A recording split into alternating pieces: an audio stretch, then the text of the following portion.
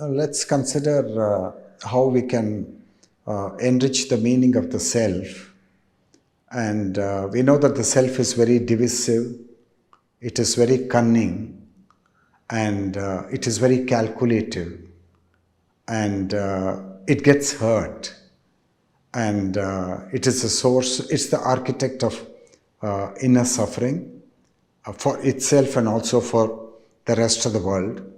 So it's a very disruptive kind of energy which seems to be part and parcel of creation. And with the coming of the world teacher Krishnamurti, the self has been put on the pedestal for all to see, and you begin the religious life and the serious part of the human life by studying the self. So that is the general approach of Krishnamurti, and that is the approach I have taken in Amanaska Yoga, to begin with the self. And the question arises whether there is anywhere in the religious literature of the Hindus, and a corresponding question whether there is anywhere in the religious literature of the other religions adequate attention and showcasing the existence of the self in more artistic, mythological and spectacular terms, so that we understand the reality of the self and don't consider it to be a kind of philosophical abstraction. So when we turn to the Hindu Shaivite tradition, we find that there is the figure of the Apasmara purusha. I'll explain the etymology of this Sanskrit term, Apasmara purusha, which for all purposes is actually the self that the Master Krishnamurti is talking about. And we have to understand it. We should not take it to be some mythical concoction or some mythical unreality. It's the most real thing, and it is driving our lives. And if you look at the figure of dancing Nataraja, the bronze statue, then you will find that the right foot of Nataraja, which means the Lord of dance. Dance means vibratory movement. Vibratory movement of what? Vibratory movement of the entire cosmos.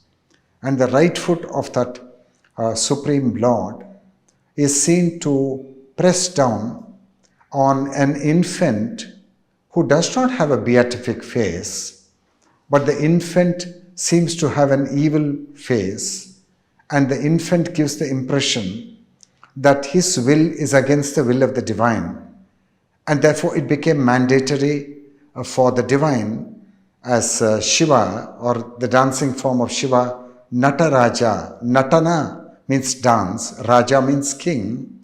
So for Nataraja to quell this demonic energy, it's basically demonic energy, and it has to be held in place, it has to be subdued, and it had to be kind of put in its place, so that that demonic energy will not disrupt the harmony in creation. Now there's a legend which is going along with that, which we can learn later on in the Amanaska Yoga course. But here, the metaphor of the Apasmara Purusha under the right foot of dancing Nataraja, what is it actually? Now, Apa is the prefix, the Sanskrit prefix, and Smarana means to recollect, to be aware of. Now, Apasmara Purusha means the one in whom the recollection, the gathering, the contextual understanding has gone missing. And so because of that, the energy is very demonic. And in Tamil, the name for Apasmara Purusha, there's a Tamil name, Muyalakan is the name. Muyal, the Tamil word Muyal, means hare. And you know the fable, the race between the tortoise and the hare. And finally it's the tortoise which wins the race. And harebrained means somebody who is extremely erratic in his thinking, not systematic, not proceeding slowly, but wild in his thinking leaps. And the Apasmara Purusha, because he lacks coherence and he lacks a contextual understanding of life, he acts in a very convulsive way. Why convulsive? Because Apasmara is also a word in Ayurveda and it points to epilepsy and the epileptic seizures, which are very powerful seizures over which we don't have control.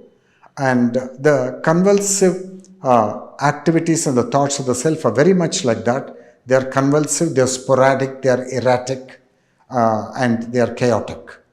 And so that's the very nature of the self, what Krishnamurti calls the self. And in Amanaska Yoga, you know that we are devoting a great deal of attention in order to understand this energy and to see if through our sustained awareness on this energy, whether this disruptive demonic energy of the Apasmara Purusha or the self can be tamed, can be silenced, and can be held in check so that life will become blissful and sweet once again. Now, Purusha is one who inhabits the city of 9 gates, which is the body. The body has got 9 portals or 9 gates, and Purusha is the spirit. Another name for Purusha is Jivatma, and another name is Ahankara. And the embryonic form of all this is Asmita, mentioned in the Yoga Sutras. So these are more or less like synonyms: Apasmara Purusha, Jivatma, Ahankara, and the self in the English language. And so we need to understand it from the tradition, we need to understand it from the works of the world teacher, and then most importantly, we need to understand it by observation within our own consciousness. So when we have done all the 3 assignments from the tradition, from the master, and then in the laboratory of our own consciousness, then the reality of the self will become so brilliant that we will know that it's not a myth, it's not a concoction, it's true, and this energy is disruptive, and that this energy has to be tamed, otherwise life cannot become beautiful.